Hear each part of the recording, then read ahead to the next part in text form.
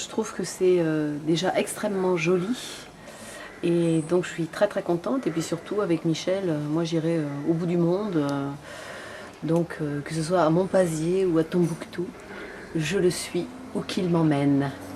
Ça a commencé quand votre collaboration? Comment se fait-il que vous avez été attiré par la musique de Michel Legrand? Moi, Michel Legrand, c'est mon idole depuis que j'ai 6 ans. Alors depuis que j'ai vu Peau d'âne, c'est le premier film que j'ai vu avec la musique de Michel.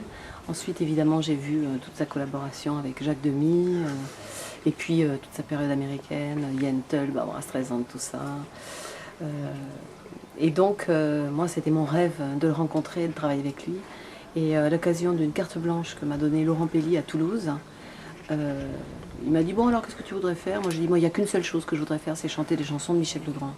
Mais ça ne sera jamais possible. » Et Laurent m'a dit « Bah, pourquoi ? Et pourquoi pas ?»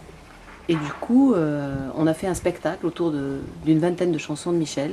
Et c'est à cette occasion que je suis allée le voir chez lui et que je lui ai demandé de me jouer, disons, une soixantaine, 70, 80 de chansons. Et j'ai pu choisir les 20 dont je chante 14 d'ailleurs. Là. Alors on attend avec beaucoup d'impatience ce soir sur la place à Monpazier ce duo. C'est un trio en fait puisque... Oui, on est plus que ça, oui. Nous sommes un quintet ce soir à Monpazier. Il y a Michel Legrand au piano et au chant, Pierre Boussaguet à la basse, François Lezeau à la batterie, Catherine Michel à la harpe et moi-même au chant.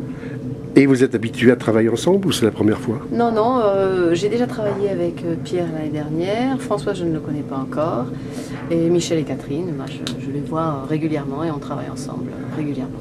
Ça va être de l'improvisation? Il y aura des petites parties d'improvisation au milieu des chansons, comme ça. Ça c'est surtout Michel qui va le faire, mais je m'y essayerai un petit peu.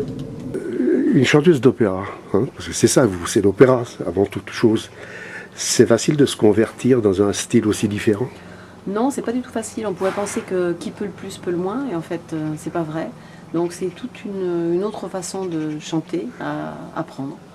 Et moi, je suis encore débutante, donc j'apprends à chanter avec un micro, j'apprends à chanter avec ma vraie voix, et non pas avec ma voix de folle, comme à l'opéra. À l'opéra, c'est très exagéré, hein, la voix, c'est fait pour justement porter en acoustique pour des gens qui sont parfois très très loin. Alors que là, avec le micro, on peut murmurer, on peut chanter tout doucement, sur le souffle, toutes choses qui sont interdites à l'opéra. Puis c'est sympa d'être dans un milieu où il y a la proximité du public, non? Oui, mais parfois à l'opéra, on est très proche du public aussi, hein, et on est même encore plus proche parce qu'il n'y a pas le micro. Donc j'allais dire, on l'atteint directement avec notre voix.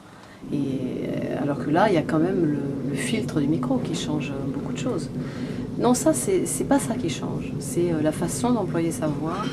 Et puis évidemment, le répertoire, qui est un répertoire très, très jouissif. Voilà. Et très divers aussi, puisqu'on a des chansons de Claude Nougaro, des chansons des Bergman, des chansons de Jacques Demy, d'Eddie Marnay, et même une chanson de François Sagan.